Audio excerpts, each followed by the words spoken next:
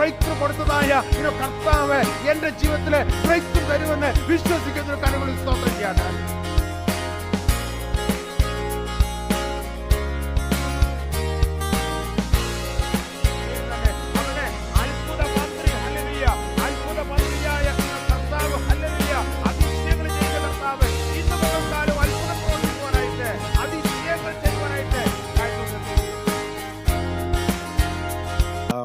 അപ്പോസ്തല പ്രവൃത്തി 16-ാം അധ്യായം നമുക്ക് എടുക്കാം. അപ്പോസ്തലനായ പൗലോസിന്റെ പല അനുഭവങ്ങളും നമുക്ക് ഈ 16-ാം അധ്യായത്തിൽ നമുക്ക് വായിക്കുമ്പോൾ നമുക്ക് മനസ്സിലാക്കുവാൻ സാധിക്കുന്നുണ്ട്. അപ്പോസ്തല പ്രവൃത്തി 16-ാം അധ്യായം ഒരു പുതിയ നിയമത്തിലെ ഒരു വിടുതലിന്റെ അധ്യായം തന്നെയാണ്. വേദപുസ്തകത്തിൽ അനേക വിടുതലുകൾ നമ്മൾ വായിക്കുന്നുണ്ട്.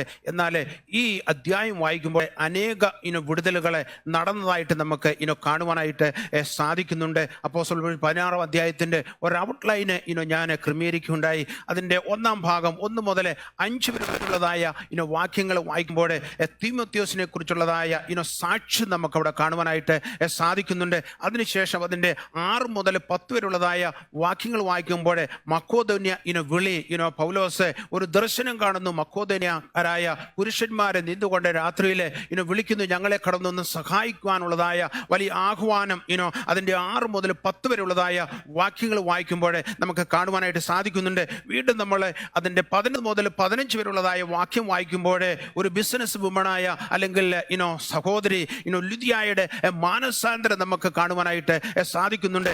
അതിനുശേഷം നമ്മൾ വീണ്ടും അതിൻ്റെ 16 മുതൽ 19 വരെയുള്ളതായ വാക്യങ്ങൾ വായിക്കുമ്പോൾ വെളിച്ചപ്പാടത്തിയായ ഒരു ഗ്രീക്ക് പെൺകുട്ടി ഹല്ലേലൂയ അവിടെ ഭൂതത്തെ അല്ലെങ്കിൽ അവളിൽ ഉണ്ടായിരുന്ന ഈവിൾ സ്പിരിറ്റിനെ പൗലോസ് ശാസിക്കുന്നു. അവൾക്ക് വിടുതൽ ലഭിക്കാൻ നമുക്ക് കാണുവാനായിട്ട് സാധിക്കുന്നുണ്ട്. അതിനുശേഷം നമുക്ക് കാണുവാൻ സാധിക്കുന്നുണ്ട് 20 മുതൽ 40 വരെയുള്ളതായ വാക്യങ്ങൾ വായിക്കുമ്പോൾ അപ്പോസ്തലനായ പൗലോസും പിടിക്കപ്പെട്ട് അവർ കാരാഗൃഹത്തിൽ അടയ്ക്കപ്പെടുന്നു. അവിടെ കിടന്നുകൊണ്ട് അവർ ദൈവത്തെ സ്തുതിക്കുന്നു, ആരാധിക്കുന്നു, പ്രാർത്ഥിക്കുന്നു. ദൈവം അവരെ വിടുവിക്കുന്നു. അതിനുശേഷം മജിസ്ട്രേറ്റിന്റെ അടുത്തേക്ക് കടന്നു പോകുന്നു. എന്നാൽ അവരെ പിന്നീട് അവിടുന്ന് വിട്ടയക്കുന്നതായ കാര്യങ്ങളെല്ലാം വളരെ വ്യക്തമായി എഴുതിയിരിക്കുന്ന നമുക്ക് കാണുവാനായിട്ട് സാധിക്കുന്നുണ്ട്. ഇവിടെ നമ്മളെ 5 തരത്തിലുള്ളതായ വിടുതലുകൾ നമുക്ക് ഈ ദൈവത്തിന്റെ വചനം വായിക്കുമ്പോൾ നമുക്ക് കാണുവാൻ സാധിക്കുന്നുണ്ട്. ഈ അധ്യായത്തിലെ വാസ്തവത്തിലെ പൗലോസിന്റെ സെക്കൻഡ് മിഷണറി ജേർണി അല്ലെങ്കിൽ 2ാമത്തെ ഒരു മിഷണറി ജേർണിയുടെ തുടക്കമാണ് ഈ 16-ാം അധ്യായത്തിന്റെ ആരംഭം നമ്മൾ വായിക്കുമ്പോൾ നമുക്ക് മനസ്സിലാക്കുവാനായിട്ട് സാധിക്കുന്നത്. എന്നാൽ അതിന് മുമ്പ് 15-ാം അധ്യായം 38 മുതലുള്ളതായ വാക്യങ്ങൾ വായിക്കുമ്പോൾ അവിടെ ഒരു ഇങ്ങനെ എഴുതിയിരിക്കുന്നത്, അങ്ങനെ അവർ തമ്മിൽ ഉഗ്രവാദമുണ്ടായിട്ട് വേർപിരിഞ്ഞു. ബർന്നബാസ് മർക്കോസിനെ കൂട്ടി കപ്പൽ കയറി കുപ്രോസ് ദ്വീപിലേക്ക് പോയി. പൗലോസോ സീലാസിനെയും തിരഞ്ഞെടുത്ത് സഹോദരന്മാർ കർത്താവിന്റെ കൃപയിൽ പരമേൽപ്പിച്ചിട്ട് യാത്ര പുറപ്പെട്ട് എന്നിട്ട് പറയാണ് സുറിയ, കിൽക്കിയ ദേശം കൂടി സഞ്ചരിച്ച് സഭകളെ ഉറപ്പിച്ച് പോകുന്നു. ഇവിടെ 2 കൂട്ടരെ നമുക്ക് കാണുവാനായിട്ട് സാധിക്കുന്നുണ്ട്. ആദ്യത്തെ യാത്രയെ ബർന്നബാസും മർക്കോസ് എന്ന് പറയുന്ന മറ്റൊരു സഹോദരനും പൗലോസിന്റെ കൂടെ ഉണ്ടായിരുന്നു എന്ന് കാണുവാനായിട്ട് സാധിക്കുന്നുണ്ട്. ഏതോ റീസൺ കൊണ്ട് പൗലോസിനെ അദ്ദേഹത്തിന്റെ കൂടെ വീണ്ടും കൊണ്ടുപോകാനായിട്ട് പൗലോസ് താല്പര്യം കാണിച്ചില്ല. അപ്പോൾ ഉഗ്രവാദം ഉണ്ടായിട്ട് ഒടുവില് ഹല്ലേലൂയ ബർന്നബാസ് പറഞ്ഞു, പൗലോസിന്റെ കൂടെ നീ ഇദ്ദേഹത്തെ കൊണ്ടുപോകുന്നില്ലെങ്കിൽ ഞാൻ ഇദ്ദേഹത്തെ കൂട്ടി കുപ്രോസ് ദ്വീപിലേക്ക് പോകുകയാണെന്ന് പറഞ്ഞ് ബർന്നബാസ് മർക്കോസും ആയിട്ട് കുപ്രോസ് ദ്വീപിലേക്ക് പോകുന്നു. എന്നാൽ അവിടെ നമ്മൾ 16-ാം അധ്യായത്തിന്റെ ആരംഭം കാണുന്നത് അവിടെ ഒരു മർക്കോസിനെ നഷ്ടപ്പെട്ടപ്പോൾ ഒരു മർക്കോസ് ഹല്ലേലൂയ ബർന്നബാസുമായിട്ട് പോയപ്പോൾ പൗലോസിന് മറ്റൊരു ആളിനെ ദൈവം കൊടുക്കുന്നത് നമുക്ക് കാണുവാൻ സാധിക്കുന്നുണ്ട്. അദ്ദേഹത്തിന്റെ പേരാണ് തീമോത്തിയോസ്. ആ തീമോത്തിയോസിനെ കൂട്ടിക്കൊണ്ട് പൗലോസ് ഇപ്പോൾ സീലാസുമായിട്ട് അവർ 3 പേരെ അടങ്ങുന്നതായ ഒരു സംഘം 2ാം മിഷണറി ജേർണി ഇവിടെ ആരംഭിക്കുന്നതായ ഒരാരംഭം നമുക്കിവിടെ കാണുവാനായിട്ട് സാധിക്കുന്നുണ്ട്. ഈ തീമോത്തിയോസിനെ കുറിച്ച് പറയുന്ന വാചകങ്ങളെ വളരെ നമ്മൾ ശ്രദ്ധിക്കണം. അവൻ ദർബയിലും ലൂസ്ത്രയിലും ചെന്നു. അവിടെ വിശ്വാസമുള്ള ഒരു യഹൂദ സ്ത്രീയുടെ മകനായി തീമോത്തിയോസ് എന്ന് പേരുള്ളതായ ഒരു ശിഷ്യൻ ഉണ്ടായിരുന്നു. അവന്റെ അപ്പൻ യവനനായിരുന്നു. അവൻ ലൂസ്രയിൽ ഇക്കോന്യയിലുമുള്ളായ സഹോദരന്മാര് നല്ല സാക്ഷ്യം കൊണ്ടവന് ആയിരുന്നു. അവൻ തന്നോടുകൂടെ പോരണമെന്ന് പൗലോസ് ഇച്ഛിച്ചു എന്നാണ് എഴുതിയിരിക്കുന്നത്. അപ്പോൾ പൗലോസിനൊരു താല്പര്യം ഈ ചെറുപ്പക്കാരനെ കണ്ടു കഴിഞ്ഞപ്പോൾ, കാര്യം ഇവരെ നല്ല സാക്ഷ്യമുള്ളതായ ഒരു ചെറുപ്പക്കാരനാണ്, ഒരു മിക്സഡ് കൾച്ചറിൽ ജനിച്ചവനാണ്. കാര്യം അപ്പൻ യവനനാണ്, അമ്മ യഹൂദ സ്ത്രീയാണ്. എങ്കിലും പൗലോസിന് മനസ്സിലായി ഇവൻ വളരെ സാക്ഷ്യമുള്ളവനാണ്. എനിക്കിപ്പോൾ മർക്കോസിനെ നഷ്ടപ്പെട്ടു, എനിക്ക് മറ്റൊരാളിനെ കർത്താവ് ഇവിടെ എഴുന്നേൽപ്പിക്കുകയാണ്, തീമത്തിയോസിനെ നമുക്ക് കാണുവാൻ സാധിക്കുന്നുണ്ട്. ഒരു മർക്കോസിന്റെ സ്ഥാനത്ത് ഒരാളിന് വേണ്ടി എന്താണ് പൗലോസ് വാസ്തവത്തില് ആഗ്രഹിച്ചു കാണും, ഇച്ഛിച്ചു കാണും. അയ്യോ, എന്റെ കൂടെ മർക്കോസ് ഉണ്ടായിരുന്നു, ബർന്നബാസ് ഉണ്ടായിരുന്നു, എന്നാൽ ആരുമില്ലല്ലോ എന്ന് വിചാരിച്ചു. എന്നാൽ പെട്ടെന്ന് ഈ തീമത്തിയോസിനെ കണ്ടുമുട്ടുന്നു. തീമത്തിയോസും കൂടെ വരുവാനായിട്ട് ആഗ്രഹിച്ച് അവനെ ഇൻവൈറ്റ് ചെയ്ത് അല്ലെങ്കിൽ അവനെ ക്ഷണിച്ച് കൂടെ കൊണ്ടുപോകുന്നായ പൗലോസിനെയാണ് നമുക്ക് കാണുവാൻ സാധിക്കും. പ്രിയമുള്ളവരെ, നമ്മുടെ ക്രിസ്തീയ ജേർണിയില്, നമ്മുടെ ക്രിസ്തീയ ജീവിതത്തില് ചിലപ്പോൾ ഞാനോ നീയോ ചിന്തിക്കും, ഇവർ എൻ്റെ കൂടെ നിൽക്കും, ഈ കുടുംബം എൻ്റെ കൂടെ നിൽക്കും, ഈ സഹോദരൻ എൻ്റെ കൂടെ നിൽക്കും, ഈ സഹോദരി എന്നും എനിക്കൊരു ആശ്വാസമായിരിക്കും, ഈ സഹോദരന് എന്നും നമ്മോട് കാണുമെന്ന് ചിലപ്പോൾ നമ്മൾ ചിന്തിക്കും, നമ്മൾ ആശിക്കും. എന്നാൽ കുറച്ച് കഴിയുമ്പോൾ അവർക്കൊക്കെ വ്യത്യാസമുണ്ടാകാം. എന്നാൽ ദൈവമക്കളെ ഏത് കാലത്തും വിശ്വസിക്കണം, ഒരാളിനെ നിനക്ക് നഷ്ടപ്പെടുമ്പോൾ മറ്റൊരാളിനെ നിനക്ക് വേണ്ടി ഒരുക്കുന്നതായ ഒരു കർത്താവാണ് നമ്മുടെ കർത്താവ്. ഇവിടെ മർക്കോസിനെ നഷ്ടപ്പെടുന്നു, എന്നാൽ നല്ല സാക്ഷ്യമുള്ളതായ ഒരു തീമത്തിയോസിനെ കർത്താവ് പൗലോസിനെ കൊടുക്കുന്നതായ വലിയ അനുഭവം നമുക്ക് കാണുവാനായിട്ട് സാധിക്കുന്നുണ്ട്. തീമത്തിയോസ് എന്ന് പറയുന്നതായ വാക്കിന്റെ അർത്ഥം ദൈവത്തെ മാനിക്കുന്നവനെന്നാണ്. തീമത്തിയോസ് എന്ന് പറയുന്നതായ പേരിന്റെ അർത്ഥം ദൈവത്തെ മാനിക്കുന്നവരെ ഞാൻ മാനിക്കും. അപ്പോൾ ഈ തീമത്തിയോസ്, ഈ ചെറുപ്പക്കാരൻ എന്തുവാണ്, ദൈവത്തെ മാനിച്ചുകൊണ്ട് നല്ല സാക്ഷ്യമുള്ളവനായി ആ ഭാഗങ്ങളിലെ അവൻ ജീവിച്ചു. ഇപ്പോൾ പൗലോസിന്റെ കൂടെ മിഷണറി ജേർണിയിലെ ഇപ്പം ചേർന്ന് അവര് യാത്ര ചെയ്യുന്നത് നമുക്ക് കാണുവാൻ സാധിക്കുന്നു. അപ്പോൾ വളരെ എക്സൈറ്റഡ് ആയി കാണും പൗലോസ്. എന്നാൽ താഴോട്ട് നമ്മൾ വായിച്ചു വരുമ്പോൾ അതിന്റെ 5-ാം വാക്യത്തിലേക്ക് വരുമ്പോൾ, അങ്ങനെ സഭകൾ വിശ്വാസത്തിൽ ഉറക്കുകയും എണ്ണത്തിൽ ദിവസേന പെരുകയും ചെയ്തു. എന്നാൽ അവിടെ 6-ാം വാക്യം വായിക്കുമ്പോൾ, അവർ ആശയിൽ വചനം പ്രസംഗിക്കരുതെന്ന് പരിശുദ്ധാത്മാവെ വിലക്കുകയാല് അവിടെ നമുക്ക് കാണുവാൻ സാധിക്കുന്ന ഫുഗ്യയിലും ഗലാത്യ ദേശത്തിലും കൂടി സഞ്ചരിച്ച് മൂസിയിലെത്തി എന്നിട്ട് ബിഥൂനയ്ക്ക് പോകാൻ ശ്രമിച്ചു. യേശുവിന്റെ ആത്മാവോ അവരെ സമ്മതിച്ചില്ല. ഇവിടെ 2 വിലക്കുകളെ അല്ലെങ്കിൽ 2 വാതിലുകളെ അടയുന്നത് നമുക്ക് കാണുവാൻ സാധിക്കുന്നുണ്ട്.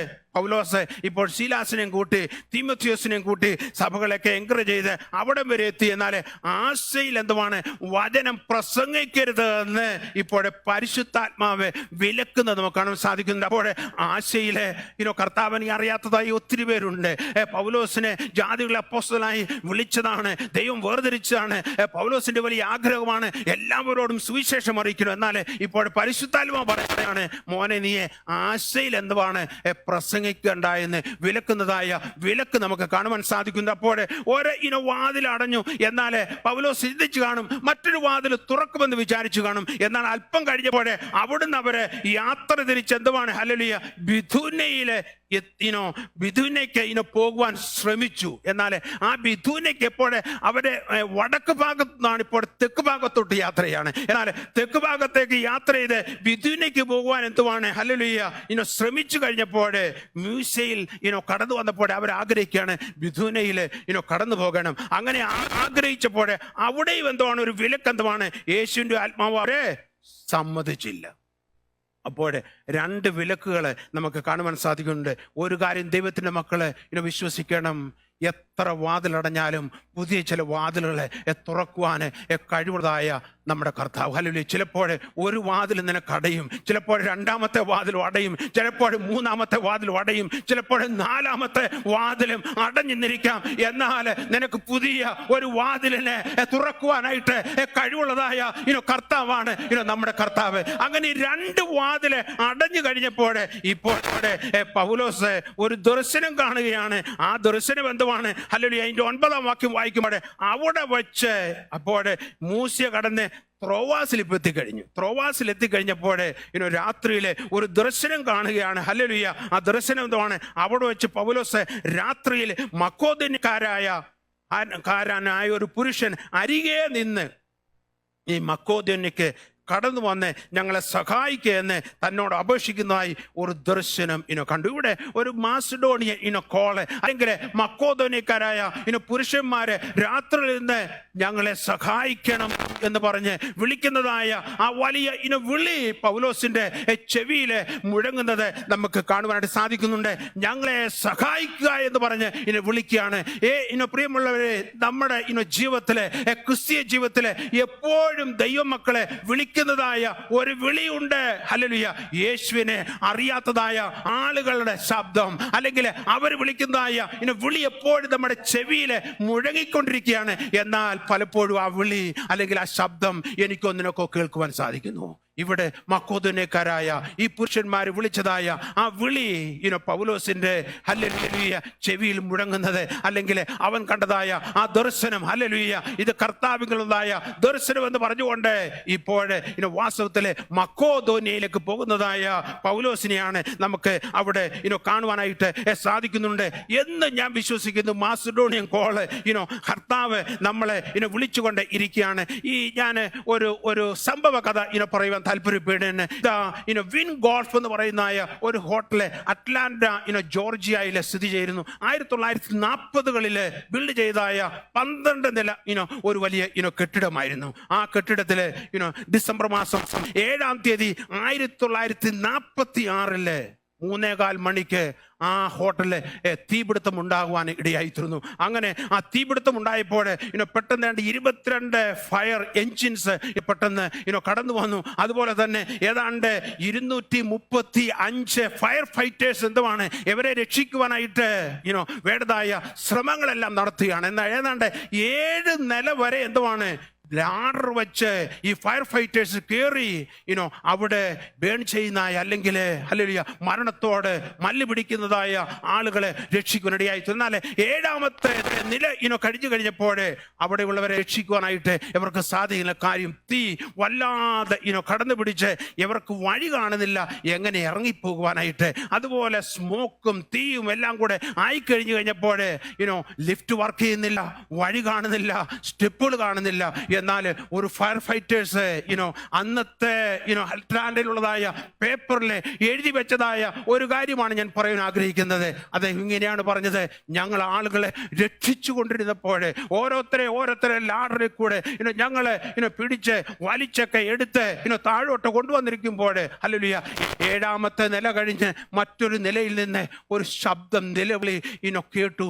അതെന്നെ വല്ലാതെ തൊട്ടു എന്ന് ആ ഫയർ ഫൈറ്റർ ഹല്ലേലൂയ പത്രത്തിൽ എഴുതുവാനിടയായിരുന്നു. അദ്ദേഹം പറഞ്ഞത് ഇങ്ങനെയാണ്: ഹല്ലേലൂയ, ഞങ്ങള് മരിക്കുന്നു, we are dying, save us, ഞങ്ങൾ മരിക്കുകയാണ്, ഞങ്ങളെ രക്ഷിക്കണമേ എന്നുള്ളതായ വിളി 7ാമത്തെ നില കഴിഞ്ഞതായ പല നിലകളിൽ നിന്ന് ആളുകൾ വിളിക്കുന്നതായ ശബ്ദം ആ 3:15 മണിക്ക് അവർക്ക് കേൾക്കുവാനായിട്ട് ഇടയായിരുന്നു. അദ്ദേഹം പറഞ്ഞു, എന്നെ വല്ലാതെ തൊട്ടു. പ്രിയമുള്ളവരെ, ഇന്ന് പലക്കാലം ഇതുപോലെ യേശു പറഞ്ഞു, ഞാൻ തന്നെ ജീവനും ഞാൻ തന്നെ വഴിയും സത്യവും ജീവനുമാകുന്നു. ഈ വഴി അറിയാതെ, സ്റ്റെപ്പുകൾ അറിയാതെ ഇരുട്ടിലെ ജീവിക്കുന്നതായ ഒത്തിരി ആളുകളെ നമ്മുടെ ചുറ്റുപാടുകളെ, നമ്മുടെ ഭാരതത്തിലെ മറ്റു രാജ്യങ്ങളിലെ ഞാനും നീയും ജോലി ചെയ്യുന്നതായ വർക്ക് സ്ഥലങ്ങളിലെ ഉണ്ടേ എന്നുള്ളത് ഒരു യാഥാർത്ഥ്യമാണ്. എന്നാൽ ഇന്ന് പോൽക്കാലം അങ്ങനെ ഹല്ലേലൂയ ഞങ്ങളെ സഹായിക്കുന്നു എന്ന് പറഞ്ഞ് മക്കോദോന്യ വിളി പോലെ ഞാനും നീയും ഹല്ലേലൂയ വിളി കേട്ടുകൊണ്ടിരിക്കുകയാണ്. ഹല്ലേലൂയ, ഞങ്ങളെ രക്ഷിക്കണമേ എന്ന്. എന്നാൽ ഈ വിളി കേൾക്കുവാൻ നമുക്ക് സാധിക്കുമോ? ഈ വിളി കേൾക്കുന്നവർക്ക് മാത്രമേ എന്തെങ്കിലും കർത്താവിന് വേണ്ടി ചെയ്യുവാനായിട്ട് സാധിക്കുകയുള്ളൂ. എന്നാൽ ആ മക്കോദോന്യക്കാരെ സഹായിക്കുവാനായിട്ടുള്ളതായ വിളി കേട്ടുകൊണ്ട് പൗലോസ് കടന്നു പോകുന്നത് നമുക്ക് കാണുവാനായിട്ട് സാധിക്കുന്നുണ്ട്. അവിടെ കടന്നു ചെന്നപ്പോൾ ഹല്ലേലൂയ അനേക അത്ഭുതങ്ങൾ പൗലോസിന് കാണുവാനായിട്ട് ഇടയായിത്തുന്നു. ഒന്നാമത്തെ അത്ഭുതം എന്തെന്ന് ചോദിച്ചു കഴിഞ്ഞാൽ നമുക്ക് വായിക്കാം. ഒരു ലുദിയയുടെ ഹൃദയം കർത്താവ് തുറക്കുന്നത് നമുക്ക് കാണുവാനായിട്ട് സാധിക്കുന്നുണ്ട്. ഇപ്പോഴേ അവിടെ മൂശയിൽ കടന്ന് ത്രോവാസിലെത്തി. അവിടെ പൗലോസ് രാത്രിയിൽ മക്കോദോന്യക്കാരനായ ഒരു പുരുഷൻ അരികെ എന്ന് വിളിക്കുന്ന വിളി കേട്ടു. അതിനുശേഷം നമ്മൾ താഴോട്ട് വായിച്ചിരുമ്പോൾ ഈ ദർശനം കണ്ടിട്ട് അവരോട് സുവിശേഷം അറിയിപ്പാൻ ദൈവം ഞങ്ങളെ വിളിച്ചിരിക്കുന്നു എന്ന് നിശ്ചയിച്ച് ഞങ്ങൾ ഉടനെ മക്കോദോനിക്ക് പുറപ്പെടുവാൻ ശ്രമിച്ചു. അപ്പോഴേ ഈ വിളി കേട്ട് മക്കോദോനിയിലേക്ക് ഇപ്പോഴേ അവർ യാത്ര ചെയ്ത് അവിടെ എത്തുകയാണ്. അങ്ങനെ 11 വാക്യം വായിക്കുമ്പോഴേ അങ്ങനെ ഞങ്ങളെ ത്രോവാസിൽ നിന്ന് കപ്പൽ നോക്കി നേരെ ഹല്ലേലൂയ അവരെ പറയുന്ന സമത്രയാക്കയിലും പിറ്റേന്നാള് നവപോലിക്കും അവിടെ നിന്ന് ഫിലിപ്പിയിലേക്കും ചെന്നു. ഇത് മക്കോദോന്യരുടെ ഒരു ഭാഗത്തെ ഒരു പ്രധാന പട്ടണം, റോമാക്കാർ കുടിയേറി പാർക്കുന്നതുമാകുന്നു. ആ പട്ടണത്തിൽ ഞങ്ങൾ ചില ദിവസം പാർത്തു. എന്നിട്ട് 13 വാക്യം മുതൽ വായിക്കുമ്പോൾ ശബത്ത് നാളിലെ ഞങ്ങളെ ഗോപുരത്തിന് പുറത്തേക്ക് പോയി അവിടെ പ്രാർത്ഥനാ സ്ഥലം ഉണ്ടായിരിക്കുമെന്ന് ഞങ്ങൾ വിചാരിച്ച് പുഴവക്കത്തിരുന്നു. അവിടെ കൂടി വന്ന സ്ത്രീകളോട് സംസാരിച്ചു. ത്വയ്തര പട്ടണക്കാരിയും രക്താംബരം വിൽക്കുന്ന അവളുമായി ലുദിയ എന്ന പേരുള്ള ദൈവഭക്തായ ഒരു സ്ത്രീ കേട്ടുകൊണ്ടിരുന്നു. പൗലോസ് സംസാരിച്ചത് ശ്രദ്ധിക്കേണ്ടതിന് കർത്താവ് അവളുടെ ഹൃദയം തുറന്നു. അവിടെ നമുക്ക് കാണുവാൻ സാധിക്കുന്നത് ഇപ്പോഴേ പൗലോസ് അവിടെ ഫിലിപ്പിയിൽ എത്തി. എന്നാൽ അതിനുശേഷം താന് ചിന്തിക്കുകയാണ്, എവിടെയെങ്കിലും അവിടെ സിനഗോഗ് കാണും. അപ്പോൾ സിനഗോഗിൽ പോയി കഴിഞ്ഞാൽ ജൂയിഷ് അല്ലെങ്കിൽ യഹൂദന്മാർ കൂടുന്ന സ്ഥലമാണ് സിനഗോഗ് എന്ന് പറയുന്നത്.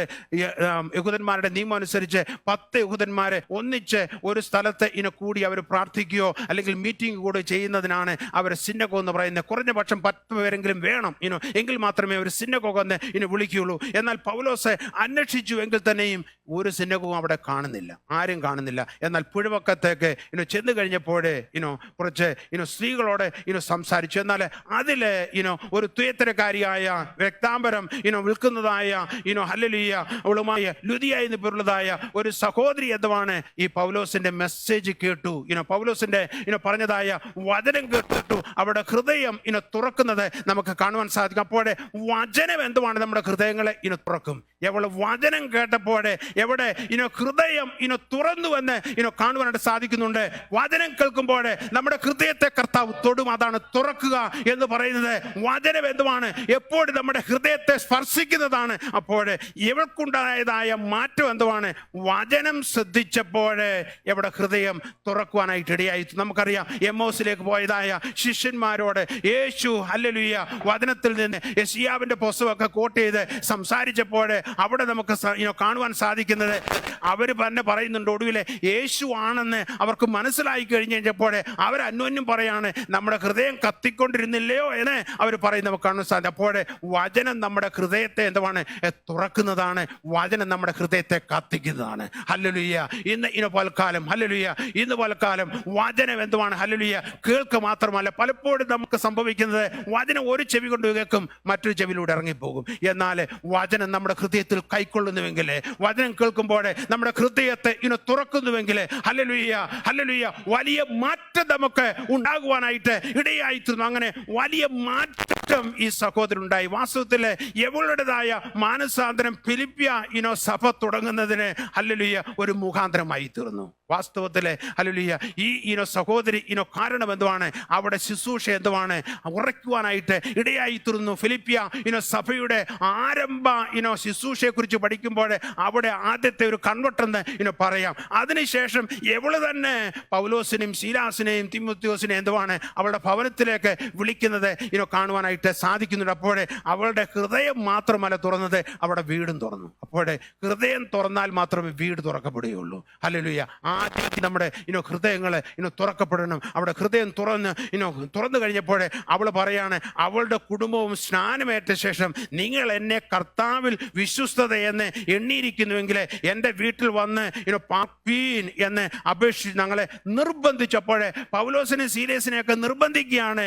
ഹല്ലേലൂയ ഞങ്ങളുടെ ഭവനത്തിലേക്ക് കടന്നു വന്ന് ഞങ്ങളോടൊത്ത് താമസിക്കണമെന്ന്. എന്നാൽ അതുകൊണ്ട് ഹല്ലേലൂയ അവിടെ തീർന്നില്ല. എന്നാൽ വീണ്ടും വിടുതല്, ഒന്നാമത്തെ വിടുതല് ഈ സഹോദരിക്കുണ്ടായി. ഈ ബിസിനസ് വുമണ് അവിടെ അവളുടെ വചനം കേട്ടു, അവിടെ ഹൃദയത്തെ തുറന്നു. എന്നാൽ രണ്ടാമത്തെ വിടുതൽ നമ്മൾ വായിക്കുമ്പോൾ ഇവിടെ 16 വാക്യം മുതൽ വായിക്കുമ്പോൾ 16 ഞങ്ങളെ പ്രാർത്ഥനാ സ്ഥലത്തേക്ക് ചെല്ലുമ്പോൾ വെളിച്ചപ്പാടത്തിയായ ലക്ഷണം പറഞ്ഞ് യജമാനന്മാർക്ക് വളരെ ലാഭം കൊടുക്കുന്ന ഒരു ബാല്യക്കാരത്തി ഞങ്ങളെ എതിരേറ്റു. അവർ പൗലോസിന്റെയും ഞങ്ങളുടെയും പിന്നാലെ വന്നു. ഈ മനുഷ്യനെ അത്യുന്നതനായ ദൈവത്തിന്റെ ദാസന്മാരെ രക്ഷാമാർഗം നിങ്ങളോട് അറിയിക്കുന്നവർ എന്ന് വിളിച്ചു പറഞ്ഞപ്പോൾ ഇവിടെ ഈ വെളിച്ചപ്പാടത്തെയായ ഒരു ഗ്രീക്ക് സ്ത്രീ, നമ്മള് ഈ ലുദിയയെ കുറിച്ച് പഠിക്കുമ്പോൾ അവളൊരു ഏഷ്യക്കാരി ആയിരുന്നു കാണുവാൻ സാധിക്കുന്നുണ്ട്. എന്നാൽ ഈ സ്ത്രീയെ കുറിച്ച് പഠിച്ചു കഴിഞ്ഞാൽ അവൾ ഗ്രീക്ക് ഹല്ലേലൂയ ഗ്രീക്കുകാരിയായിരുന്നു എന്ന് കാണുവാൻ സാധിക്കുന്നുണ്ട്. എന്നാൽ അവളെ ഡീമൺ പൊസസ്ഡ് ആയിരുന്നു, ഈവിൾ സ്പിരിറ്റിൽ അവളിൽ ഉണ്ടായിരുന്നു. എന്നാൽ എവളോട് പൗലോസ് സുവിശേഷം ഒന്നും പറയുവാൻ പോയില്ല. എവള് തന്നെ വിളിച്ചു പറയുന്നുണ്ട്, എവര് ഹല്ലേലൂയ ദൈവത്തിന്റെ ദാസന്മാര് രക്ഷാമാർഗം നിങ്ങളോട് അറിയിക്കുന്നവർ എന്ന് വിളിച്ചു പറഞ്ഞു. എന്നാൽ ഇതൊക്കെ വിളിച്ചു പറഞ്ഞാലും പൗലോസിന് ഒരു കാര്യം മനസ്സിലായി, ഇവളിലെ ഏതോ ഡീമൺ ഉണ്ട്, ഇവളിൽ ഏതോ ഈവിൾ സ്പിരിറ്റ് ഉണ്ട്, അതാണ് ഇവളെ കൊണ്ട് ഇതൊക്കെ പറയിപ്പിക്കുന്നതെന്ന് പൗലോസിന് മനസ്സിലായി കഴിഞ്ഞപ്പോൾ പൗലോസ് അവിടെ ചെയ്ത് എന്തെന്ന് ചോദിച്ചു കഴിഞ്ഞാൽ 18-ാം വാക്യം ഇങ്ങനെ എഴുതിയിരിക്കുന്നത്, ഇങ്ങനെ അവർ പലനാൾ ചെയ്തു വന്നു. പൗലോസ് മുഷിഞ്ഞു തിരിഞ്ഞു നോക്കി, അവളിലുള്ള ഭൂതത്തോടെ അവളെ വിട്ടുപോകുവാന് ഞാൻ യേശുക്രിസ്തുവിന്റെ നാമത്തില് നിന്നോട് കൽപ്പിക്കുന്നു എന്ന് പറഞ്ഞു. ആ നാഴികയിൽ തന്നെ അതവളെ വിട്ടുപോയി. ഇവിടെ പൗലോസ് സുവിശേഷം പറയുന്നില്ല. എന്നാൽ പൗലോസ് എന്തുവാണ്, അവളിലുള്ളതായ ആ ഡീമണ്, അവളിലുള്ളതായ ഈവിൾ സ്പിരിറ്റിനെ ശാസിക്കുന്നത് നമുക്ക് കാണുവാൻ സാധിക്കുന്നുണ്ട്.